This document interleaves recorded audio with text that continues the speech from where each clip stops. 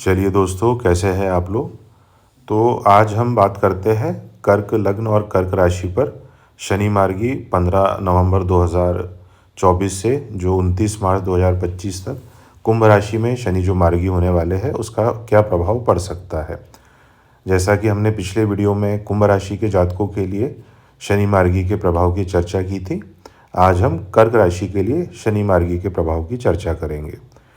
हमने यह कोशिश की है कि जो राशि शनि की साढ़े साती या ढैया से गुजर रही है और उस पर जो शनिदेव के मार्गी या वक्री का प्रभाव ज़्यादा पड़ेगा, तो उन राशियों पर हम चर्चा करने की कोशिश करेंगे।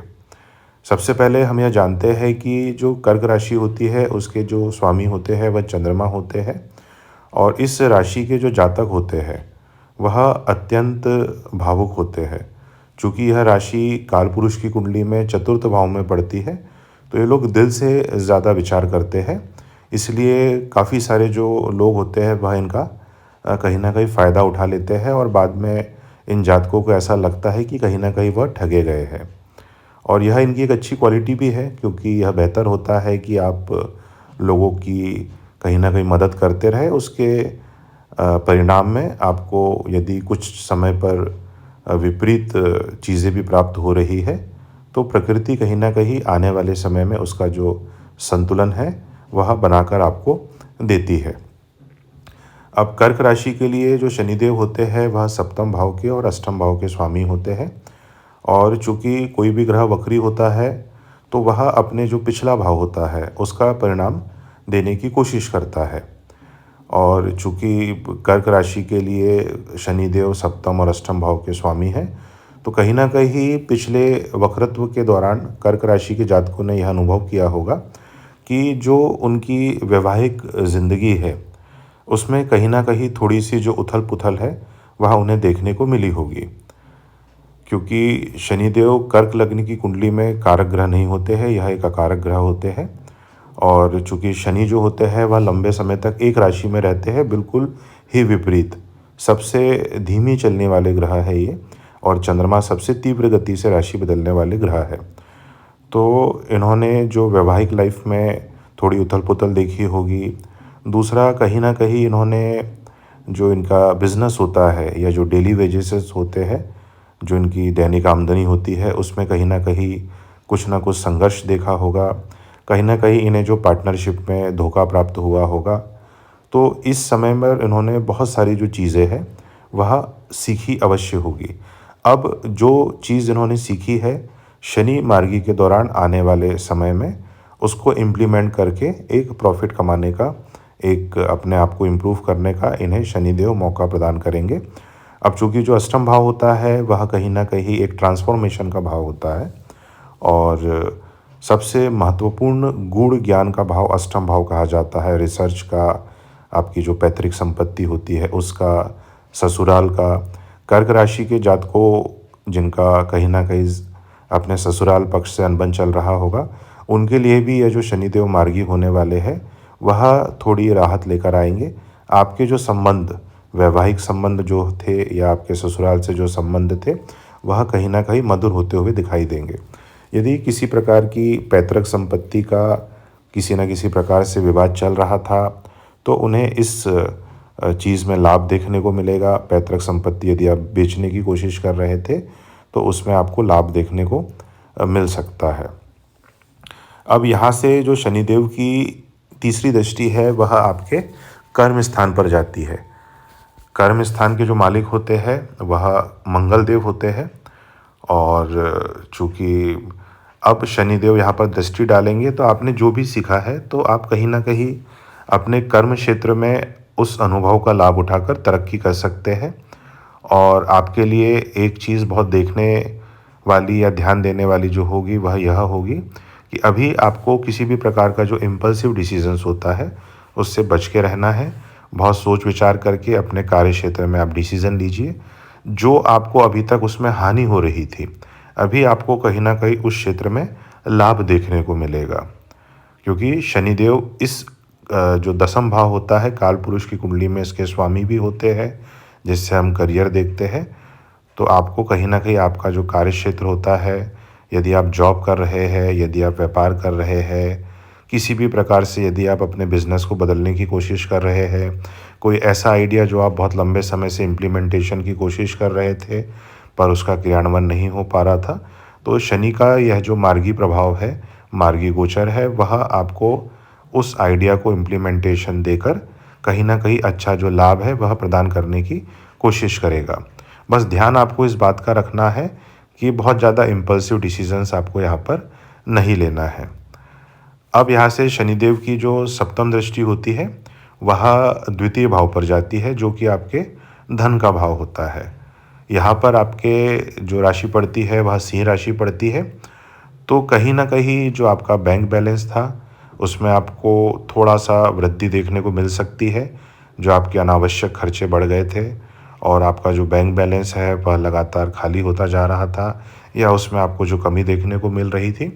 तो अब आप अपने जो दिमागी आपने जो अनुभव प्राप्त किया है, उससे आप इस जो बैंक बैलेंस है, इसको बढ़ा सकते हैं। क्योंकि जैसा मैंने पहले कहा है कि शनिदेव इस कुंडली में बहुत कारक ग्रह नहीं होते हैं, परंतु वह अपनी स्वराशि में है। कहीं न कहीं आपने जो अपना आर.एन.डी. इस दौरान जब शनिदेव कुंभ राशि में वक्री हो रहे थे, तो एक रेट्रोस्पेक्ट किया होगा अपने कार्यविधि को कि आप किस वजह से अपने क्षेत्र में सफलता प्राप्त नहीं कर पा रहे हैं, आपका बैंक बैलेंस इंक्रीज़ नहीं हो पा रहा है। तो उस अनुभव का प्रयोग करके आप अपना जो बैंक बैलेंस है, उसको कहीं न कहीं बढ़ा सकते हैं।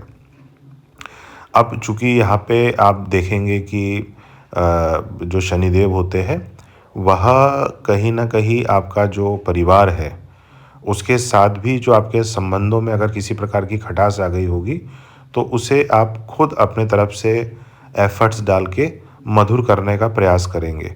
हो सकता है अभी तक आपको उसमें सफलता ना मिल रही हो या आपके प्रयास के बावजूद भी वह जो संबंध है, वह मधुर नहीं हो पा रहे थे। पर ये समय में आप अगर प्रयास करेंगे, तो आपको कहीं न कहीं उसमें सफलता देखने को अवश्य प्राप्त होगी। आप कहीं न कहीं जो आपकी वाणी थी, जो कहीं न कहीं आप बोलना कुछ चाह रहे थे, लेकिन सामने वालों तक प्रेषित कुछ और हो रहा था, जिसकी वजह से कई जगह पर आपके संबंध खराब हो गए थे।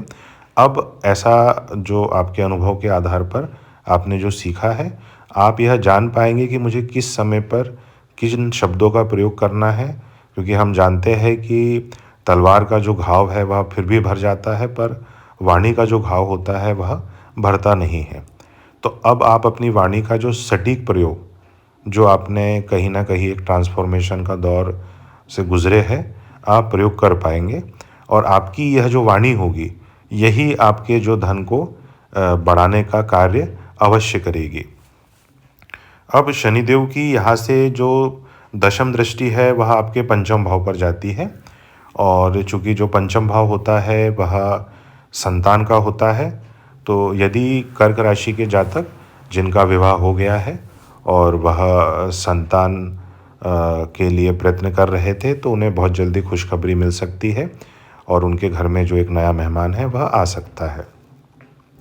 चूँकि पंचम भाव शेयर मार्केट का भी होता है और चूँकि यहाँ पे मंगल देव की वृश्चिक राशि पड़ती है, जो कि 8 नंबर होता है और शनिदेव 8 नंबर पर ही गोचर कर रहे थे 8वें घर में। तो जो आपने सीखा है, जो भी लॉसेस आपको शेयर मार्केट से संबंधित हुए होंगे, तो यह समय है जिसमें आप अपनी बुद्धि का प्रयोग करके पेशेंस के साथ में, क्योंकि शनिदेव जो सबसे बड़ी चीज़ सिखाते हैं, वह होता है पेशेंस। अपना जो निवेशित धन है, उसको कहीं न कहीं आप बढ़ा सकते हैं। अपने अच्छी जो रिसर्च जो आपने करी है, उसके आधार पर अभी आप सही जो शेयर होते हैं या जो म्यूचुअल फंड्स होते हैं, उसमें आप इन्वेस्टमेंट कर सकते हैं। यह समय आपको अच्छा लाभ प्रदान करेगा। अब चूँकि शनिदेव यहाँ पर लगभग मार्च तक रहने वाले हैं, तो आपके पास लगभग 3.5 महीने का जो समय, 4 महीने का समय जो है, इसे आप बहुत अच्छे से यूज़ करिए और कहीं न कहीं जो भी सफलता आपको नहीं मिल रही थी, उसे आप प्राप्त करें। और चूँकि इस राशि के लिए जो सबसे बढ़िया उपाय होता है, वह होता है कि आप भगवान शिव की आराधना करें, क्योंकि आपकी कर्क राशि पड़ती है, और हनुमान चालीसा का कहीं न कहीं पाठ करें।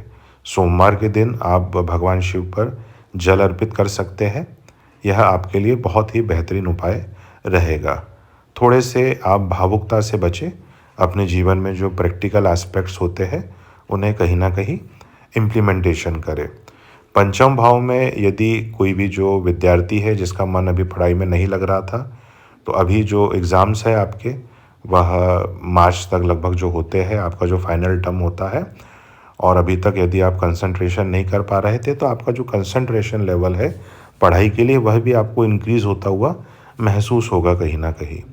प्रेम संबंध जिनमें खटास आ गई थी या किसी प्रकार से जो प्रेम संबंध विच्छेद हो गया था, हो सकता है आपको वह जो प्रेम संबंध है उससे बहुत कुछ सीखने को मिला हो और आप आने वाले समय में जो अच्छा दूसरा आपका प्रेम संबंध स्थापित होता है उसमें उस अनुभव का इस्तेमाल करके आप अपना जो एक लव लाइफ है उसको भी बेहतर बना सकते हैं।